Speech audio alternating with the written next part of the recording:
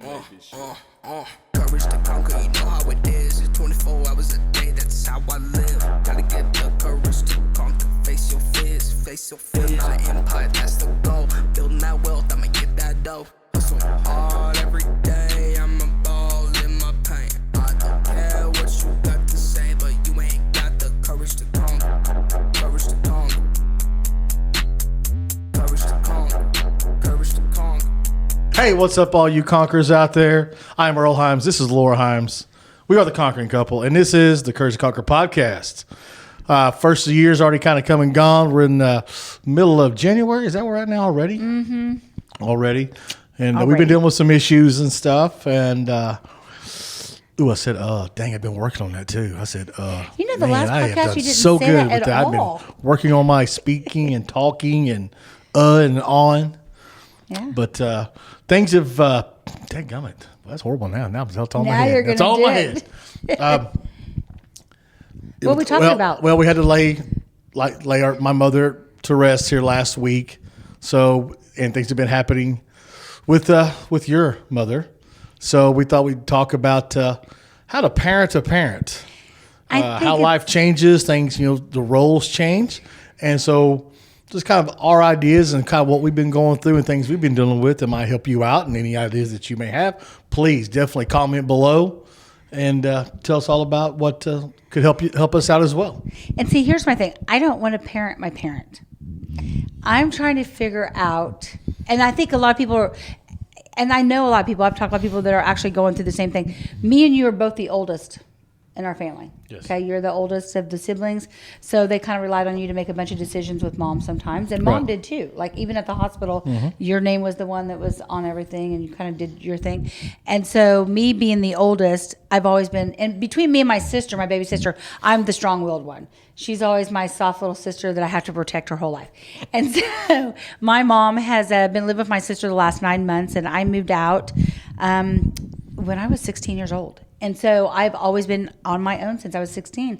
And so there's kind of been like a little running joke, but it's not really been a joke between me and my sister. It's always been, when it's that time for mom to live with one of us, she will live with you and I will financially help, because Shit's getting real. because me and my mom don't always, we're both very opinionated people. I think that's part of it. Oh, very much so. And so my sister and her have always gotten along really well. My sister's always just let mom kind of run over the top of her in a way. Yep. And when I say parent, your I'm parent, just it's more just helping the transition that's happening. You still want to have your parents, have their freedom, do the things they're used to be doing, their independence. But things are happening now where they need some help. They need a little bit of some loving guidance. And some, with all that. And like Chaz was talking about, you definitely need to ask for some grace on things you're talking about, because when you tell them for the 35th time, or they ask you for the 35th time on how it's going to be, and they call you over and over again. And so that's my thing, is like, at what point, this has been going on for 9 months. And when mom first moved in, she said she was going to get a job. She's been a nurse for 30 years. But she has, she's 72, and then she has COPD. And I told my sister the other day, I said, do you not think that we're being unrealistic expecting our 72-year-old mom to go back to work? I mean, if you think about it, retirement at 65 years old. So I'm telling my 72-year-old mother with COPD, go get a job. I mean, I just don't think that's right. And my sister's like, well, she needs to get a job. I'm like, but you got to understand what we're asking. Dad's been gone for 20-some years, and she was in a relationship with somebody for about 16 years, and he passed away a couple years ago. But if you look at the picture at whole, yes, mom's always worked for 30 years, but we're to the point now, and mom wants to work. She says she wants to go to work, but she's very used to making a certain amount of money, and she doesn't feel that she should work for anything less than that, and she refuses to. And with the COPD the way it is, I don't know. I mean, unless she had a desk job, or worked as a Walmart greeter, but that pays a lot less than what she's used to making.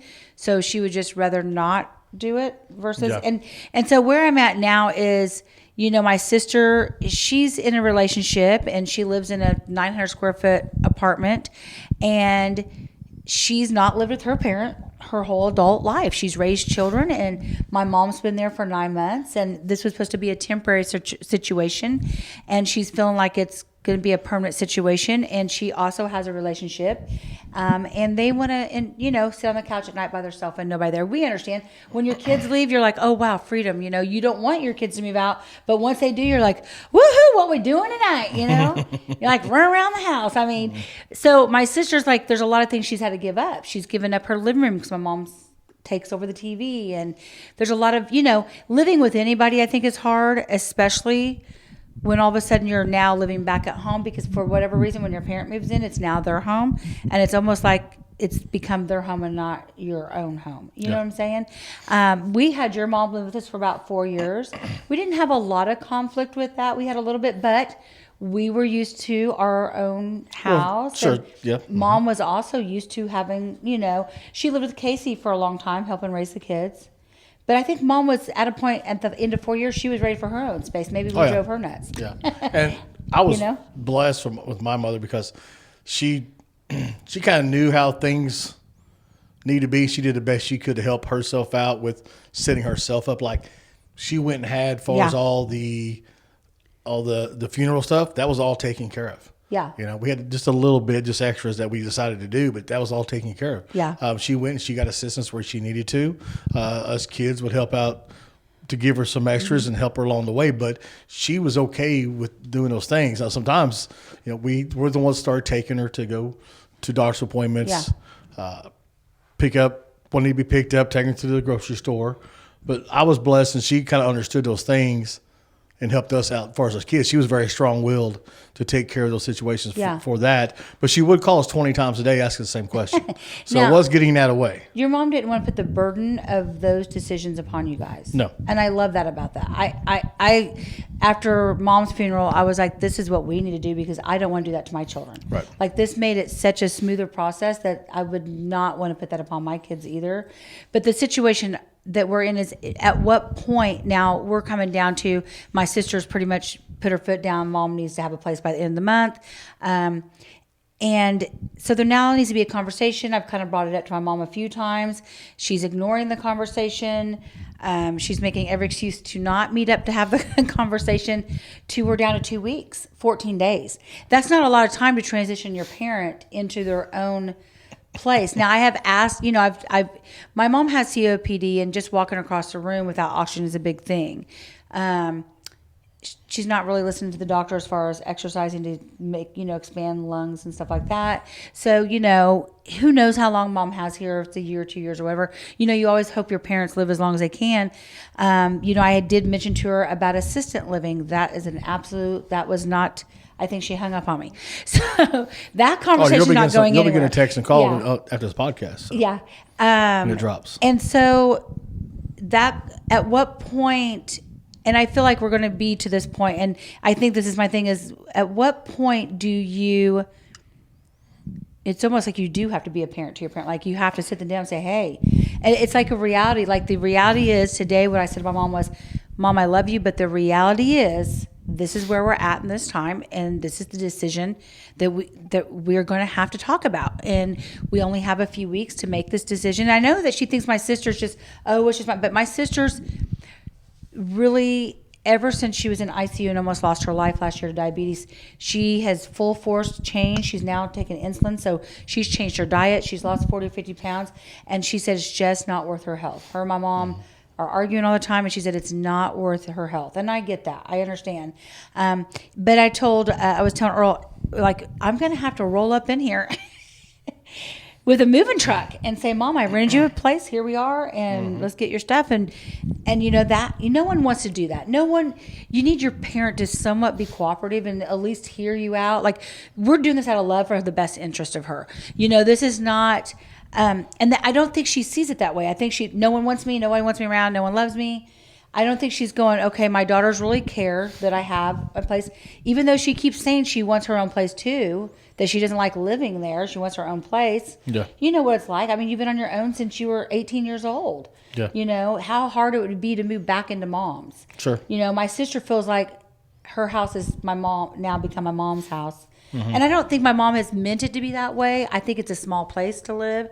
And I think when you have 3 people in 900 square foot, and my sister has a lot of whatnots and things that she's had for years, and I think anybody gets on anybody's nerves when there's not a lot of room to move around.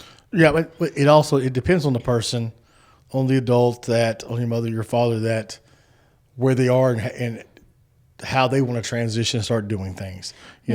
Some of if they're active and they're doing things and they understand how life works and how life's evolving with them and they understand, then it's easy, it's great, no problem.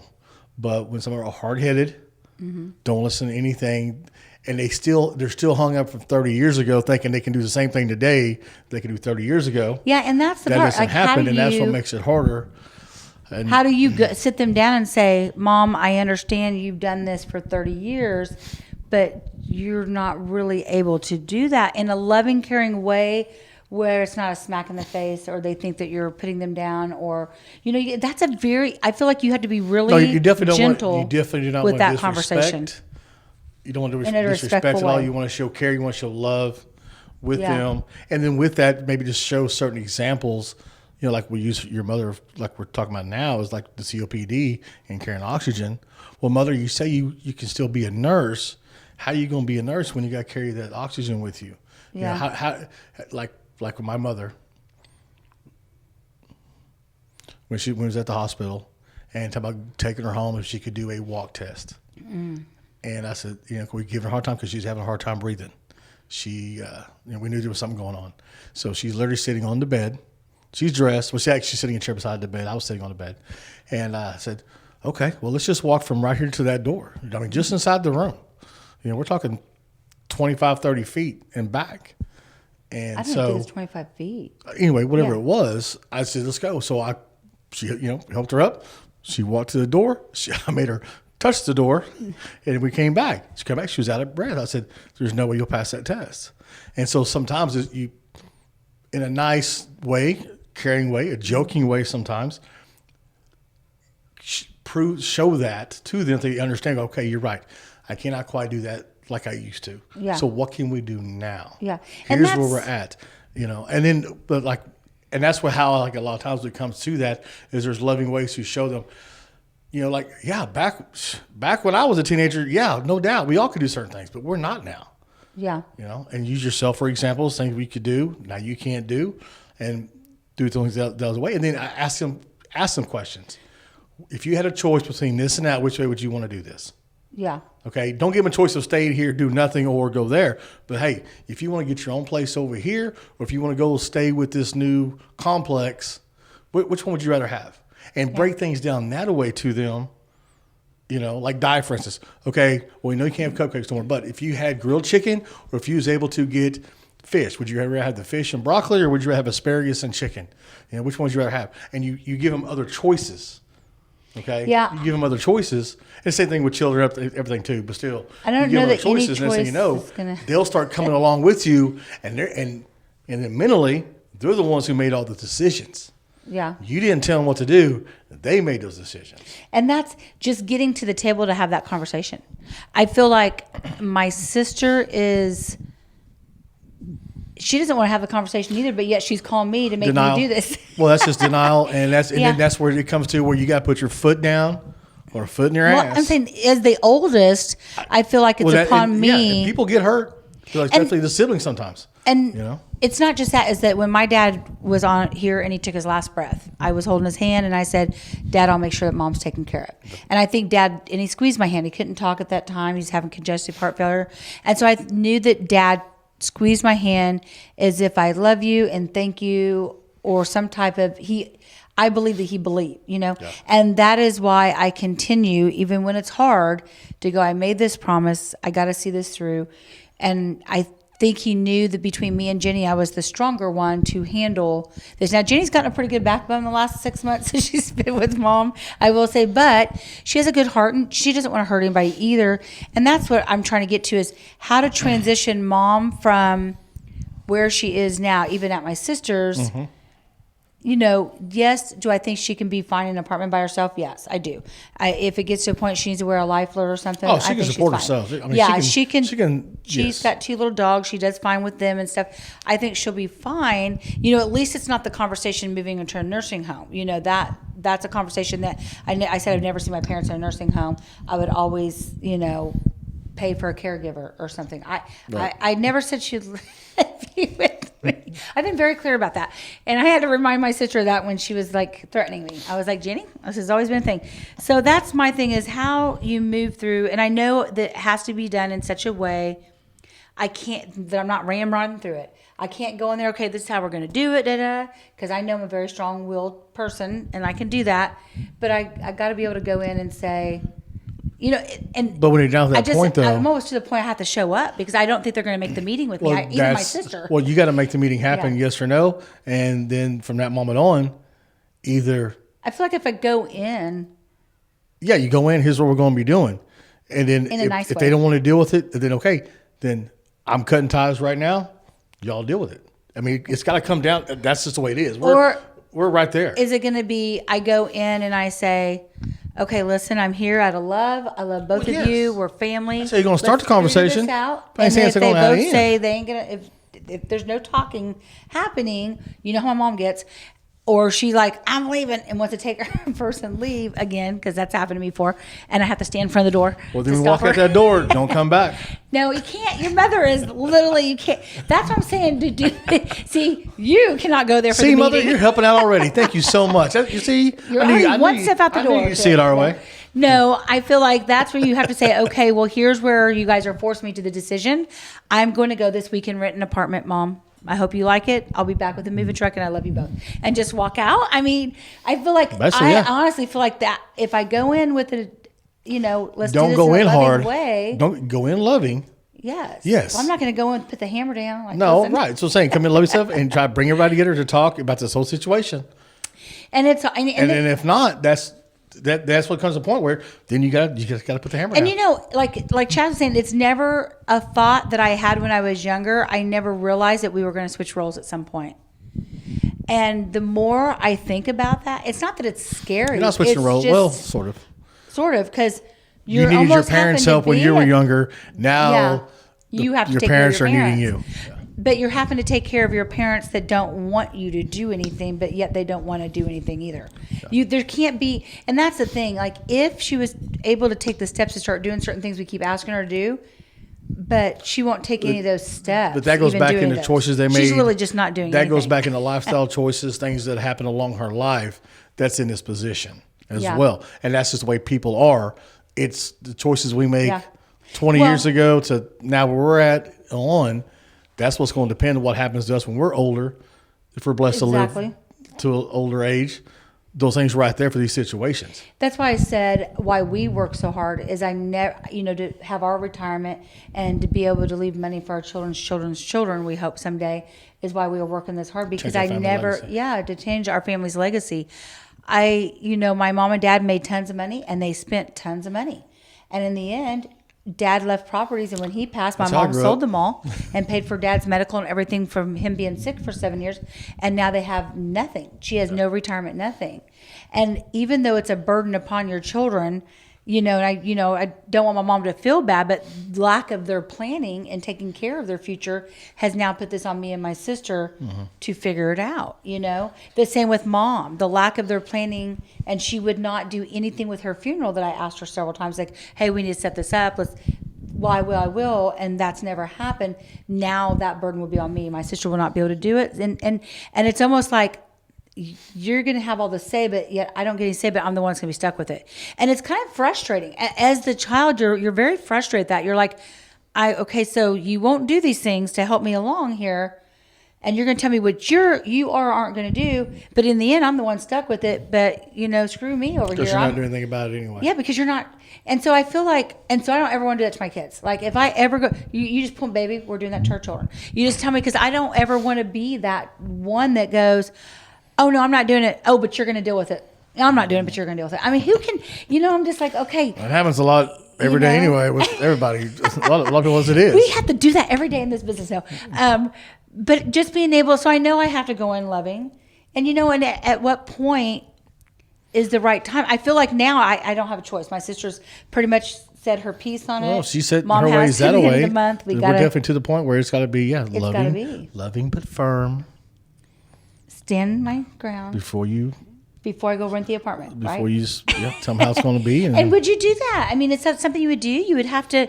I mean, Chad's I know he's behind the camera, but if it got to the point where okay, you're trying, would you just go, well, I gotta go rent something because you gotta go something and just rent it and show up? I mean, what if she didn't move in it? Here in Oklahoma, it's like, from what your sister talking, it's either here or the Jesus house. So you got an apartment or a Jesus house. And I know my mom's like, your sister's not going to put me out, but and I always thought that too. But my sister, and since she's had a near-death experience, her outlook on life is different. She's gotten where she's a priority, and she should be. She's never stood up for herself, Earl. She's never made herself a priority, and just this year, she's finally putting herself first. And kudos to that. And it's not that you don't love your parent. Sure. It's that it's not a healthy environment for either one of them. No, it's not at all. It's not. When you're arguing all the time and you're in a small space, it's just not healthy. And my sister, she's like, I never want to see mom homeless, but there's got to be other options. And I've been checking I've asked, she has a friend that she's known for 25 years. I said, do you have any friends that need roommates? We've looked for her roommate. Yeah. We honestly don't think there could be a person that my mom would, I don't know. I don't know if my mom could get along with people. I think she's better. We all love each other. Yeah. It's just hard to live together. Sure. So how are you going to handle the situation and help our followers out? Well, guys, who are asking maybe a similar question, who has I'm going to go stubborn old, My plan is tomorrow, and so my next podcast, I might talk about this, but I'm going to try to go in and just say, hey, I'm here out of love. We're all family. So as a family, let's make some decisions. Yes, they're hard decisions. Nobody wants to have to make them, but this is where we're at. And the reality is we've got to make some decisions that are hard decisions. And so instead of us all going in this blindly, let's make a plan so that we all know what the steps are going to be so that everybody's comfortable and everybody has say-so in the plan.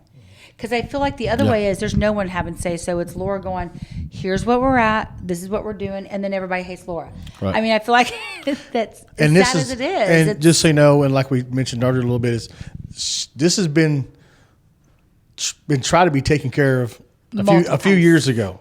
Yes. So it's not like it's all of a sudden like, oh, now we're going to do something. It's been tried, but people keep putting it off. So that's what I'm saying with this right here, this experience right here, to learn from is do not put things off, talk about things, get things through, be loving, be caring. Yeah. And if you are a parent and you're watching this and you're an older parent, think about that for your children. I know that you love your children, but did you plan some things so they wouldn't have to just kind of take the burden off them? Or this is a conversation you might want to have with your children now, like, hey, when I get, and I've had that conversation with my kids, when I get older, for one, you're not putting me in a nursing home. I had enough of you. I can just go 1 week at a time to each one of your houses. No, but our plan is a little bit different. We don't want our kids to go through that. And so I feel like if you're watching this and you are an older parent or you're a parent that is at a point where those decisions are going to have to be made for you in the next 5-10 years even, that might be a conversation to sit down with your children and say, hey, here's what I've been looking, what I'm going to want. This is where I probably want to live, to kind of help them out along the way. Sure. And it's not that. Yes, I've been trying to take care of this for a couple years now. We tried to have this conversation with my mom a few years ago, and especially over the last 9 months.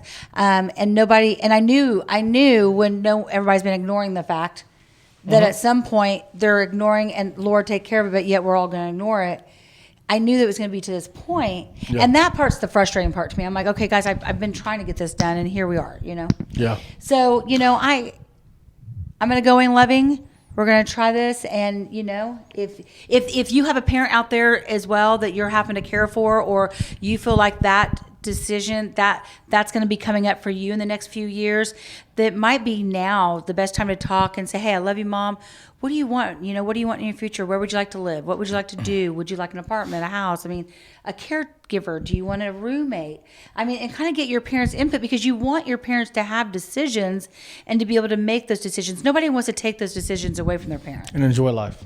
Yeah. You want your parent to enjoy life. Yes. We found a letter that my mother put in a jewelry box. 25 years ago. She wrote a long time ago, but how she wanted, kind of her will, basically, but it was a letter, how she wanted things to be. So, she kind of already had that Which was awesome to And find. it's funny how it was 25 years ago. Some things changed. There's no more, there's no more VHS tapes. A few little things like that. A few That she gave cars. away. A few cars have already been gone and sold. But for the most part, it was still all modern to today. And What now she it's just wanted. true for us. How blessed I am as far as the loving, caring family that we have. My brothers and my sister. How we've always been tight. Mm-hmm. And so, but You guys have Think all about kind of those things. agreed and worked together. yeah, Where I just have me and my sister. And my sister's like, deal with it. right. No, I get it. No doubt. So moving forward, that's my take is if you have a loved one that you think you're going to have to care for in the next few years, you might try to have this conversation before they're in the point where they have to be cared for, because I think it would come across why they still have their independence and they still have Yes. quality of life that they, they're doing their, I think maybe they'd be more receptive of the conversation. Maybe they just would simple be, ask them what their plans are maybe down they the would road. have a conversation. What's your future plans when you get older? What's going on? I think once they reach that stage where there is Simple a disability or there's something that's hindering their health, they already feel that they can't do what they used to do inside, and they're more apt to be sensitive to the subject, I feel like, Yeah. and maybe take it very personable. So, and that's what I tried to get done, but it didn't happen. And here we are now. So I highly encourage you to go out, talk to your parent before you have to make the actual talk. I mean, Right. kind of get a plan with them. And I Yep. think they're more receptive, and that's the advice I'm given. I will let y'all know in a later podcast how that worked out for me. Wish me the best, because I want this in a loving way, and I want everybody to have decisions in it. Yeah, and please definitely just put some comment, put some input on this. Like it. If you found some great value, me you some could good help advice. somebody out. Definitely share it with them. Okay, so Absolutely. go out and have the courage to conquer the life you want to live. Thank you. Courage to